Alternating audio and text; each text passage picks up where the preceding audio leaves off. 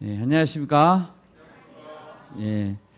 오늘 오후에 전남대 캠퍼스에서 버스킹도 하고 또 전도도 했는데요.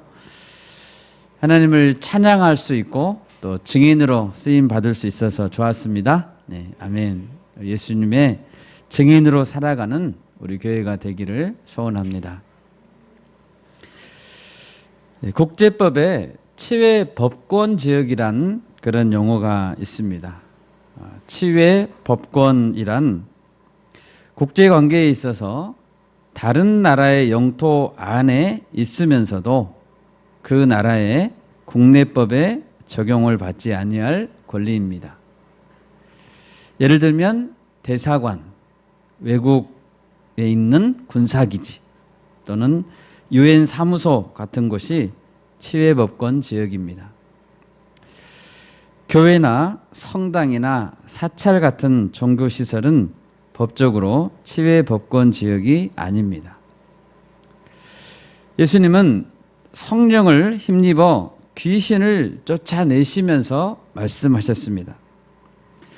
내가 만일 하나님의 손을 힘입어 귀신을 쫓아낸다면 하나님의 나라가 이미 너희에게 임하였느니라.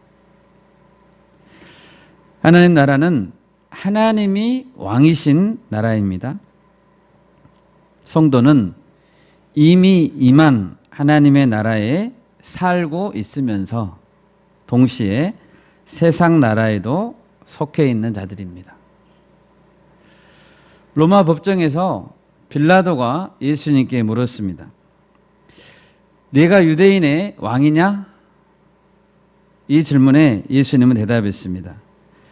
네 말과 같이 내가 왕이니라. 그런데 내 나라는 이 세상에 속한 것이 아니니라 라고 하셨습니다. 예수님은 왕이셨습니다. 그렇지만 눈에 보이는 땅이나 행정체계를 가지고 있는 왕은 아니라고 하셨습니다. 그렇기 때문에 예수님은 당연히 쿠데타를 일으킨 정치범이 아니셨습니다. 하지만 예수님을 십자가에 못 박아 죽여야 했던 종교 지도자들과 무리들은 이렇게 소리를 질렀습니다. 이 사람을 놓으면 가이사의 충신이 아니니이다. 무릇 자기를 왕이라 하는 자는 가이사를 반역하는 것이니이다 라고 했습니다.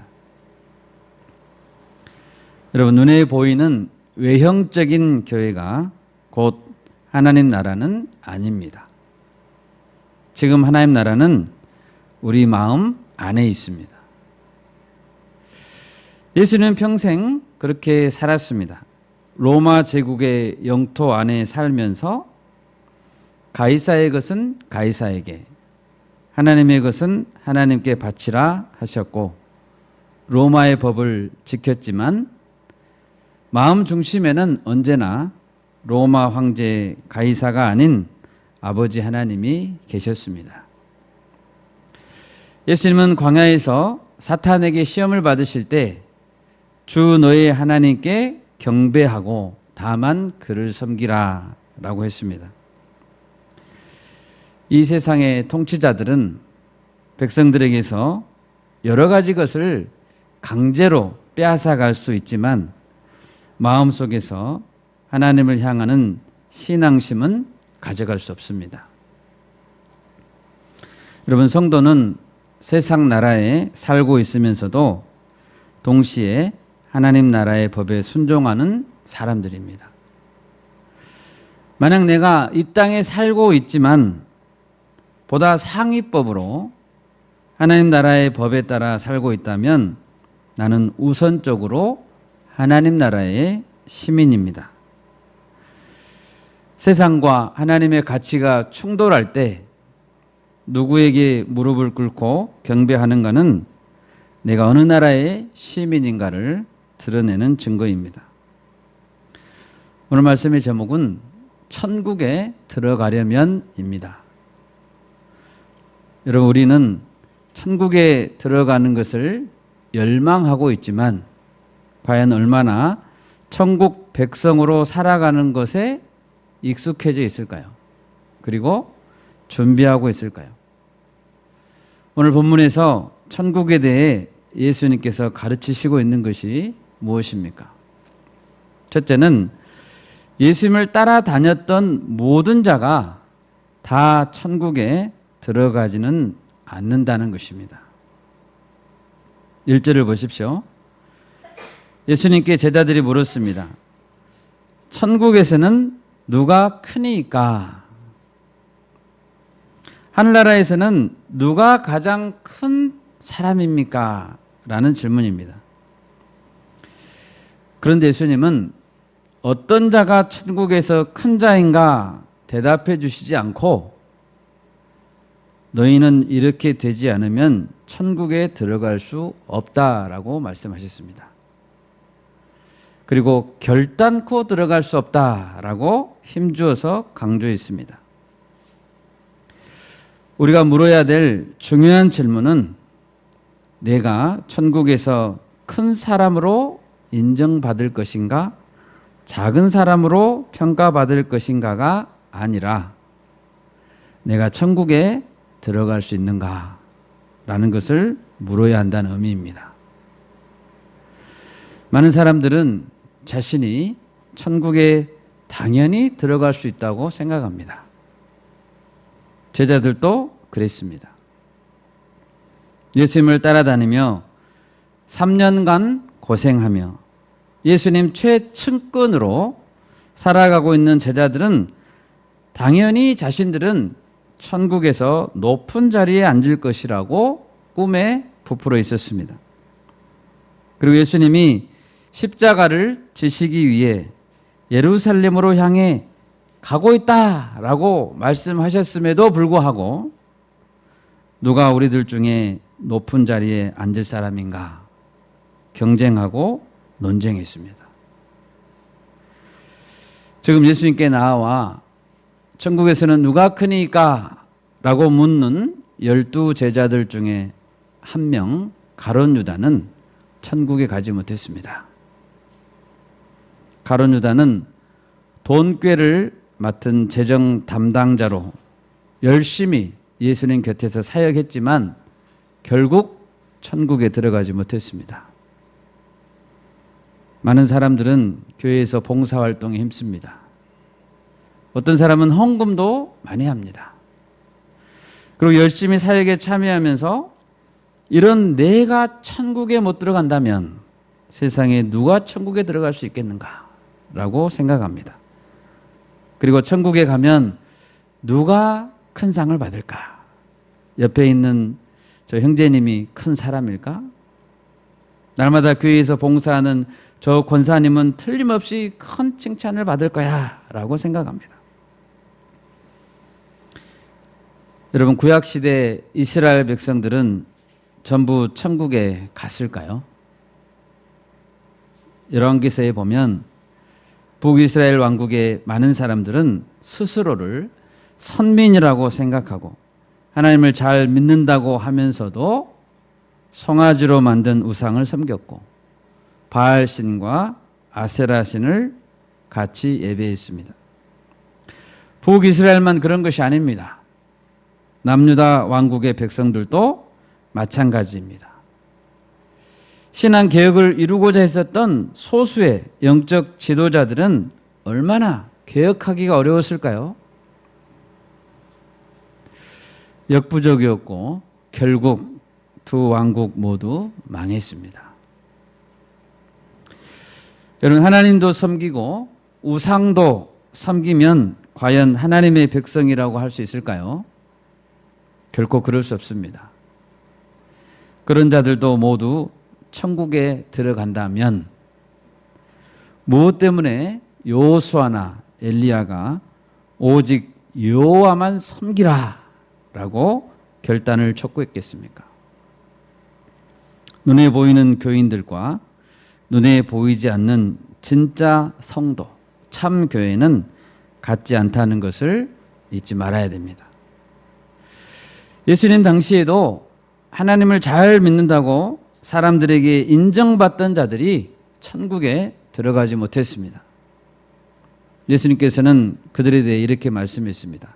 마태복음 23장 13절입니다. 화 있을진저 외식하는 서기관과 바리새인들이여, 너희는 천국 문을 사람들 앞에서 닫고 너희도 들어가지 않고 들어가려 하는 자도 들어가지 못하게 하는도다. 그들은 자기 행위를 기초한 자기 의가 충만했습니다. 종교적 열정이 있었던 자들이었지만 그리스도를 못 박았던 장본인들이고 그들은 천국에 들어가지 못했습니다. 그럼 예수님은 어떤 자가 천국에 들어갈 수 있다고 말씀하십니까? 둘째로, 천국에 들어가려면 어린 아이들처럼 되고 어린 아이들을 영접해야 된다라고 말씀하고 계십니다. 3절을 보십시오. 어린 아이와 같이 되는 사람만이 천국에 들어갈 수 있다라고 말씀하십니다. 어린 아이와 같이 된다라는 것은 무슨 뜻일까요? 4절을 볼 때 어린 아이와 같이 자기를 낮추는 사람입니다.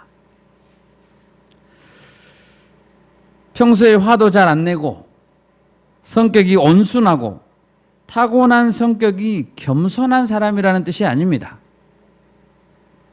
자기를 낮추는 사람이란 하나님 앞에서 자세를 낮추고 그 말씀을 듣고 순종하는 자들입니다. 천국에서의 왕은 하나님이시기 때문에 어린아이와 같은 사람은 하나님을 왕으로 모시고 그분께 경배하고 그 말씀에 순종하는 자들입니다. 왜 어린아이와 같은 자들이 천국에 들어가기에 합당한 자들일까요? 어린이들을 생각해 봅시다. 어린이들은 순전하게 또 전폭적으로 부모를 의지합니다. 어린아이들은 부모님이 옆에 있기만 하면 많은 것을 요구하지 않습니다. 부모님과 함께 있는 시간에 만족하죠. 어린아이들은 지식적으로 뛰어나지도 않습니다. 어떤 것을 가르쳐줘도 다 이해하는 것도 아니고 이해력도 떨어지지만 가르쳐주면 가르쳐준 대로 잘 믿습니다. 곧이곧대로 잘 믿는 어린아이들은 오히려 너무 잘 속아 넘어가서 조심시켜야 되고 어떤 때는 안타까울 정도입니다. 그렇듯이 하나님께서 요구하시는 믿음은 순수한 믿음입니다. 이런 순수한 믿음이 천국에 들어가기 합당한 믿음이라는 것입니다. 또한 5절을 보십시오. 또 누구든지 내 이름으로 이런 어린 아이 하나를 영접하면 곧 나를 영접함이니. 이런 어린 아이 하나를 영접하는 것은 예수님을 영접하는 것이라고 하십니다. 예수님을 영접하지 않으면 천국에 들어갈 수 없으니까요. 이런 어린아이 하나를 영접하지 않으면 천국에 들어갈 수 없는 것이죠. 어린아이를 영접하는 것이 왜 예수님을 영접하는 것일까요? 여기서 어린아이는 어린아이로 대표되는 자들을 가리킵니다. 사회적으로 약한 자들, 무시받기 쉬운 자들입니다. 구약 성경에서는 고아와 과부와 나그네와 같은 자들입니다. 이런 자들은 조건 없이 환영받고 영접받아야 됩니다. 그런 공동체가 천국 공동체라는 것이죠. 제가 오늘 세보니까 성탄절이 77일 남았더라고요. 우리가 성탄절을 좋아하는 이유, 예수님을 좋아하는 이유는 만왕의 왕 예수님께서 가장 약하고 겸손한 아기의 모습으로 오셨기 때문입니다. 이사야 선지자는 예수님에 대해서 예언하기를 그는 주 앞에서 자라나기를 연한 순 같고 마른 땅에서 나온 뿌리 같아서 고운 모양도 없고 풍채도 없은즉 우리가 보기에 흠모할 만한 아름다운 것이 없다라고 했습니다. 어떤 사람이 예수님을 마음으로 영접했다면 당연히 행동으로는 어린 아이와 같은 약한 자들을 영접할 것입니다. 예수님을 따르기로 결단한 제자들이라면 어린아이를 사랑하신 예수님처럼 아이를 영접하지 않을 리가 없습니다. 우리 다 같이 마가복음 10장 13절을 찾아보겠습니다. 마가복음 10장 13절에서 16절 말씀 우리 같이 합독하겠습니다. 사람들이 예수께서 만져주심을 바라고 어린아이들을 데리고 오매 제자들이 꾸짖거늘 예수께서 보시고 노하시어 이르시되 어린아이들이 내게 오는 것을 용납하고 금하지 말라. 하나님의 나라가 이런 자의 것이니라. 내가 진실로 너희에게 이르노니 누구든지 하나님의 나라를 어린아이와 같이 받들지 않는 자는 결단코 그곳에 들어가지 못하리라 하시고 그 어린 아이들을 안고 그들 위에 안수하시고 축복하시니라. 아멘. 제자들은 어린 아이들이 예수님께 나아오는 것을 보고 꾸짖었습니다. 예수님이 어린 아이들에게 시간을 빼앗기는 것은 사역하시는 것 또는 휴식하시는 것을 방해하는 것이라고 여겼습니다. 그러나 예수님은 그런 제자들에게 분노하셨습니다. 그리고 어린아이들을 적극적으로 안아주시고 안수하시고 축복하셨습니다. 여러분, 어떤 공동체가 천국과 같은 공동체일까요? 믿음이 연약한 자, 어린아이와 같은 자들을 받아주는 공동체입니다. 로마서 14장 1절에서 3절을 찾아보겠습니다. 로마서 14장 1절에서 3절 말씀 합독하겠습니다. 믿음이 연약한 자를 너희가 받되 그의 의견을 비판하지 말라. 어떤 사람은 모든 것을 먹을 만한 믿음이 있고 믿음이 연약한 자는 채소만 먹느니라. 먹는 자는 먹지 않는 자를 업신여기지 말고 먹지 않는 자는 먹는 자를 비판하지 말라. 이는 하나님이 그를 받으셨음이라. 아멘. 우리 바울교회가 이런 공동체가 되기를 바랍니다. 네, 아멘. 2주 전에 저희가 새가족 초청의 날을 가졌습니다. 요즘에 저는 새가족들에 대한 관심이 좀 생겼습니다. 새로 공동체에 오신 분들은 적응하는 것이 쉽지 않고 또 무심코 한 행동 또는 무심코 하지 않은 행동에도 마음이 다치기가 쉬울 것입니다.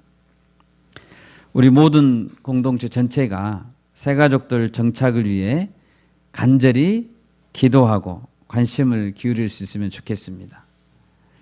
또 기존 공동체 지체들 안에서도 서로를 업신여기거나 비판하지 말아야 좋은 제자 공동체라고 하고 있습니다. 왜냐하면 이는 하나님이 그를 받으셨음이라 라고 하셨기 때문입니다. 하나님이 그 사람을 받으시기로 결정했답니다. 그렇다면 감히 내가 어떻게 손가락질하고 밀어낸단 말입니까? 바리새인들은 이렇게 기도했습니다. 누가복음 18장 11절입니다. 바리새인들은 서서 따로 기도하여 이르되 하나님이여 나는 다른 사람들 곧 토색, 불의, 간음을 하는 자들과 같지 아니하고 이 세리와도 같지 아니함을 감사하나이다 하면서 세리를 얕잡아 봤죠. 만약 세리 중에서 새가족으로 교회에 온다면 바리새인들은 어떤 반응을 보였을까요? 생각하기도 끔찍합니다. 바리새인 같은 그런 자세로는 곤란합니다. 요한복음 13장 20절을 제가 읽겠습니다. 내가 진실로 진실로 너희에게 이르노니 내가 보낸 자를 영접하는 자는 나를 영접하는 것이요 나를 영접하는 자는 나를 보내신 이를 영접하는 것이니라. 아멘. 예수님께서 보낸 자를 영접하는 것은 곧 예수님을 영접하는 것이고 예수님을 보내신 하나님을 영접하는 것입니다. 그러므로 하나님께서 보내주신 자, 내 주변에 있는 연약한 자, 그런 자들을 실족해 한다면 화가 있을 것이라는 것입니다. 차라리 큰 연자맷돌을 목에 달려서 깊은 바다에 빠뜨려지는 것이 더 낫다라고 하십니다. 우리가 예수님의 이 무서운 경고를 잊지 맙시다. 네, 아멘. 마지막 셋째로 과감한 신앙개혁의 자세가 천국 백성이 되기 위해서는 필요하다는 것입니다. 8절을 보십시오. 만일 네 손이나 네 발이 너를 범죄하게 하거든 찍어내버리라.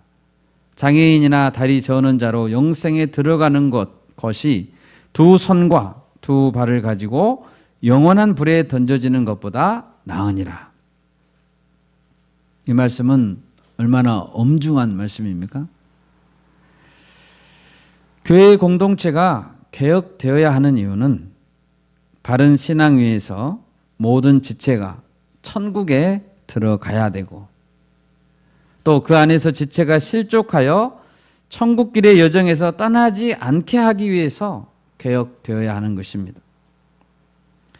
실족한 자들이 생길 때마다 손이나 발을 찍어내버리기 시작한다면 손과 발은 다 없어져 버릴 것만 같습니다. 9절에서는 눈의 취약성에 대해서도 경고하셨습니다. 지금 이 말씀은 제자들에게 하고 있는 말씀입니다. 공동체 영혼들에 대한 제자들의 무거운 책임을 말씀하고 있습니다. 제자들의 손과 발과 눈이 공동체의 어린 영혼들을 어떻게 실족시킬까요? 먼저는 영적 책임을 맡은 지도자들, 제자들이 죄악에 빠지는 모습을 볼 때 어린 영혼들은 쉽게 실족합니다. 훈련을 받은 제자들, 영적 지도자들이라 할지라도 늘 죄의 유혹에 노출되어 있습니다. 손질로 생각하는 자는 넘어질까 조심하라는 말씀을 기억해야 됩니다. 손, 발, 눈은 죄를 짓고 유혹에 넘어가는 결정적인 통로들입니다. 우리 다 같이 로마서 3장 10절을 찾아보겠습니다. 로마서 3장 10절입니다. 18절 말씀까지 같이 합독하겠습니다. 로마서 3장 10절에서 18절까지입니다. 기록된 바 의인은 없나니 하나도 없으며 깨닫는 자도 없고 하나님을 찾는 자도 없고 다 치우쳐 함께 무익하게 되고 선을 행하는 자는 없나니 하나도 없도다. 그들의 목구멍은 열린 무덤이요 그 혀로는 속임을 일삼으며 그 입술에는 독사의 독이 있고 그 입에는 저주와 악독이 가득하고 그 발은 피 흘리는데 빠른지라. 파멸과 고생이 그 길에 있어 평강의 길을 알지 못하였고 그들의 눈 앞에 하나님을 두려워함이 없느니라 함과 같으니라. 아멘. 의인은 없습니다. 다 연약합니다. 우리 다스려지지 못한 입은 독사의 독과 같습니다. 무심코 던진 말 한마디는 독을 품고 있어서 연약한 자들에게 치명상을 입힙니다. 우리의 발은 피 흘리는데 그렇게 빠를 수 없습니다. 거룩한 눈이 아니라 세속적인 눈으로 바라볼 때 우리의 눈은 죄의 유혹에 취약한 눈이 됩니다. 우리는 눈을 감아버려야 할 때가 얼마나 많습니까? 손은 어떤가요? 손은 악한 일을 두려움 없이 실행합니다. 인터넷의 발달은 세상을 하나로 빠르게 연결하지만 그 연결선을 타고 죄의 유혹이 더 쉽게 접근하게 만들었습니다. SNS를 통한 범죄는 전 연령대, 전 세대에 걸쳐 심각합니다. 마음이 무너지면 온라인을 벗어나서 오프라인, 실제 손과 발로 저지르는 범죄로 연결되는 것은 시간 문제입니다. 로마서 6장 13절입니다. 또한 너희 지체를 불의의 무기로 죄에게 내주지 말고 오직 너희 자신을 죽은 자 가운데서 다시 살아난 자 같이 하나님께 드리며 너희 지체를 의의 무기로 하나님께 드리라. 아멘. 아멘. 우리 지체를 하나님께 드려야 됩니다. 적극적으로 드려야 됩니다. 안 드리면 불의의 무기로 쓰임 받습니다. 제자들의 손, 발, 눈은 하나님께 드려야 됩니다. 또한 제자들의 손, 발, 눈은 자신을 잘 지키는데 관리되어야 할 뿐만 아니라 남을 향한 정죄와 비난의 용도로도 사용되지 말아야 됩니다. 연약한 자들을 잘라내고 죽이는 용도가 아니라 그들의 영혼을 살리기 위해 적극적으로 손, 발, 눈이 사용되어야 됩니다. 손은 어떻게 사용될 수 있습니까? 두 손 모아 기도하는 데 사용될 수 있고 예배당을 깨끗이 정리하고 정성껏 음식을 만들어주는데 사용될 수 있습니다. 발은 약한 양들을 찾아가 신방하는 데 들여져야 됩니다. 복음을 전하는 발은 세상에서 가장 아름다운 발입니다. 이사야 52장 7절입니다. 좋은 소식을 전하며 평화를 공포하며 복된 좋은 소식을 가져오며 구원을 공포하며 시온을 향하여 이르기를 네 하나님이 통치하신다 하는 자의 산을 넘는 발이 어찌 그리 아름다운가. 우리의 발은 피를 흘리는데 빠른 발이 아니라 복된 소식을 전하며 양들을 신방하는 발이 되어야 합니다. 눈으로는 약점보다는 장점을 찾아내서 격려해 줘야 됩니다. 실족하게 하는 그 사람에게는 화가 있도다. 이 말씀을 잘 기억합시다. 예수님은 영생에 들어가는 것과 영원한 불에 던져지는 것 둘 다를 말씀하고 계십니다.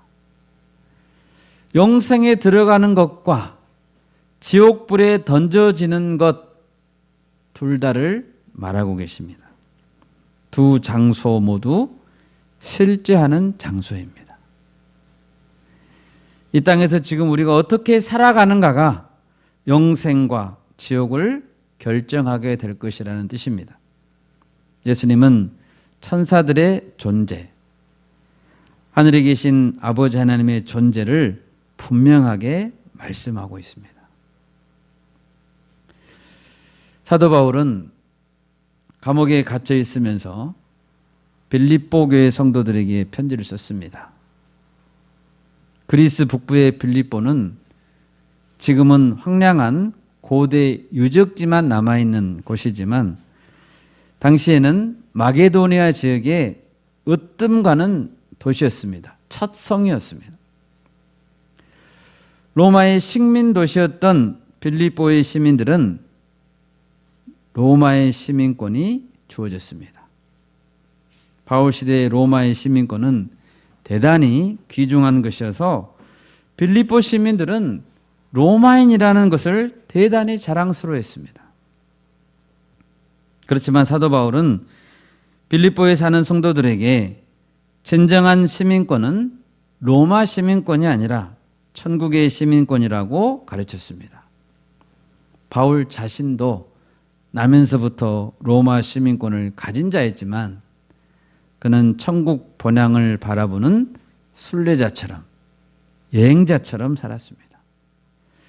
다 같이 빌립보서 3장 17절을 찾아보겠습니다. 빌립보서 3장 17절에서 21절 말씀까지 우리 같이 합독하겠습니다. 형제들아, 너희는 함께 나를 본받으라. 그리고 너희가 우리를 본받은 것처럼 그와 같이 행하는 자들을 눈여겨보라. 내가 여러 번 너희에게 말하였거니와 이제도 눈물을 흘리며 말하노니 여러 사람들이 그리스도의 십자가의 원수로 행하느니라. 그들의 마침은 멸망이요 그들의 신은 배요 그 영광은 그들의 부끄러움에 있고 땅의 일을 생각하는 자라. 그러나 우리의 시민권은 하늘에 있는지라. 거기로부터 구원하는 자 곧 주 예수 그리스도를 기다리노니 그는 만물을 자기에게 복종하게 하실 수 있는 자의 역사로 우리의 낮은 몸을 자기 영광의 몸의 형체와 같이 변하게 하시리라. 아멘. 우리는 나그네와 같이 삶을 살았던 바울을 본받아야 됩니다. 또 그와 같이 행하는 자들을 눈여겨보고 격려해주고 키워야 합니다. 이 땅의 시민권을 자랑하는 자들은 십자가의 원수이고 그들의 신은 배입니다. 그들의 우상은 먹을 것이라는 것이죠. 구약시대 믿음의 조상들도 마찬가지였습니다. 아브라함과 사라는 자신들이 젊은 시절 살았던 갈대아 우르를 떠나와 머나먼 이국 땅에 흘러들어와 살다가 죽었습니다. 그들은 어떤 생각으로 이국 땅에서 평생을 살았을까요? 히브리서 11장 찾아보겠습니다. 히브리서 11장입니다. 13절에서 16절까지 말씀 합독하겠습니다. 히브리서 11장 13절에서 16절입니다. 이 사람들은 다 믿음을 따라 죽었으며 약속을 받지 못하였으되 그것들을 멀리서 보고 환영하며 또 땅에서는 외국인과 나그네임을 증언하였으니 그들이 이같이 말하는 것은 자기들이 본향 찾는 자임을 나타냄이라. 그들이 나온 바 본향을 생각하였더라면 돌아갈 기회가 있었으려니와 그들이 이제는 더 나은 본향을 사모하니 곧 하늘에 있는 것이라. 이러므로 하나님이 그들의 하나님이라 일컬음 받으심을 부끄러워하지 아니하시고 그들을 위하여 한 성을 예비하셨느니라. 아멘. 그들은 본향을 찾는 자들이었습니다. 그들은 자기들이 이 세상에서 잠시 머무는 나그네에 불과하다는 것을 알았습니다. 아브라함과 사라는 자신들이 떠나온 옛 고향을 그리워하고 돌아갈 수도 있었습니다. 그러나 그들은 더 나은 하늘의 고향을 바라봤습니다. 여러분, 철저한 신앙개혁의 자세는 자신이 누구인가 정체성이 확인될 때에만 가능합니다. 말씀을 맺겠습니다. 제자들은 누가 천국에서 크니까? 라고 물었지만 예수님은 누가 천국에 들어갈 수 있는가 가르쳐 주셨습니다. 지금 우리 자신에게 질문을 한번 던져봅시다. 나는 천국에 들어갈 준비가 되어 있는가?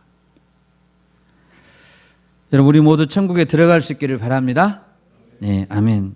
천국을 사모하는 자들은 천국 백성으로 사는 연습을 해야 됩니다. 이 땅에 사는 기간이 그런 연습 기간입니다. 우리가 천국과 같은 사랑의 공동체, 섬김의 공동체를 만들어 가봅시다. 네, 아멘. 제가 기도하겠습니다.